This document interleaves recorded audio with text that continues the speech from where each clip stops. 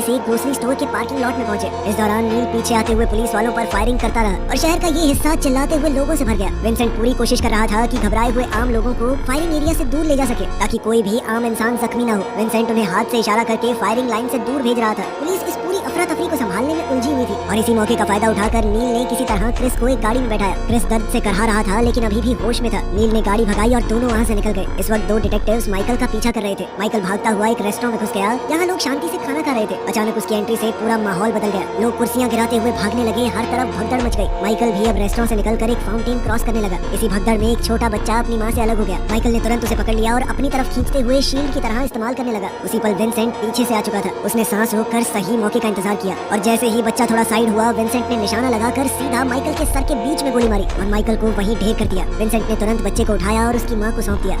जब इस हाइस्ट की खबर न्यूज चैनल पर चलने लगी तो डोनाल्ड की गर्लफ्रेंड को उसकी मौत का पता चला। वो तो जानती भी नहीं थी कि डोनाल्ड ऐसा कुछ कर रहा है। उधर शार्लीन भी टीवी देखकर समझ चुकी थी कि उसका पति बहुत बड़े खतरे में है। नील क्रिस को अपने पुराने डॉक्टर दोस्त के पास ले गया। डॉक्टर ने गोली निकाली, जख्म साफ किया और दवाई दी। उसने बताया कि गोली ने हड्डी तोड़ दी है, इसे आराम की जरूरत है। नील ने सिर्फ इतना सुना और तुरंत मना कर दिया। उसने कहा कि अभी वक्त नहीं है आराम करने का। अब उन्होंने डॉक्टर से कुछ कपड़े लेकर अपना होलिया बदला और फिर नील ने क्रिस को समझाया कि नेट तुझे लेने आएगा। हमें शहर छोड़ना पड़ेगा लेकिन तब तक छुप कर रहना। नील को अब एक नया प्लान बनाना था क्योंकि उसे पूरा यकीन था कि त्रेहो पुलिस के साथ मिल चुका है। उसने यहाँ से निकलने का पूरा प्लान बता दिया होगा। लेकिन क्रिस कहने लगा कि मैं शार्लीन और अपने बच्चे के बिना कहीं नहीं जाऊंगा। उसकी आवाज में दर्द और जिद दोनों थे। नील ने उसे ठंडे दिमाग से समझाया कि शार्लीन को कोई नहीं कुछ करेगा, उसे साथ लेके जाएंगे तो ज्यादा बड़ा खतरा है। उसी वक्त शार्लीन अपने लवर को फोन करके कह रही थी कि मुझे और मेरे बच्चे को कहीं दूर ले चलो। वहीं नील चुपके से त्रेहो के घर में घुसा। उसके हाथ में बंदूक थी और आंखों में सिर्फ शक। बेडरूम में जाते ही उसने त्रेहो की पत्नी को मरा हुआ पाया। आगे बढ़ते हुए उसे त्रेहो जमीन पर लहूलुहान मिला। अब पूरा सच सामने आ गया। वाइंग्रो और रॉजर ने त्रेहो को मजबूर किया था कि वो पुलिस को इन्फॉर्मेशन दे। उसकी पत्नी उसके परिवार को नुकसान पहुंचाने की धमकी देकर जब नील ने उसे बताया कि उन्होंने तेरी पत्नी को वैसे भी मार दिया, ये सुनकर त्रेहो पूरी तरह टूट गया और नील की तरफ इशारा किया। नील समझ गया कि उसका दोस्त क्या चाहता है और उसे भी गोली मार दी। अब बाहर निकलते ही नील ने नेट को कॉल किया। उसने कहा कि क्रिस को उठाकर निकल जल्दी से और साथ ही रॉजर का एड्रेस मांगा। उधर विंसेंट और उसकी टीम एक अपार्टमेंट का दरवाजा तोड़कर अंदर घुसी। विंसेंट ने गुस्से में अंदर मौजूद आदमी को बालकनी का शीशा तोड़ते हुए बाहर फेंक दिया। डर के मारे वो आदमी मान गया कि हाँ, मैंने ही स्टेशन में हाइस्ट की टिप दी थी। ये सारी जानकारी मुझे वाइंग्रो नाम के आदमी ने दी थी।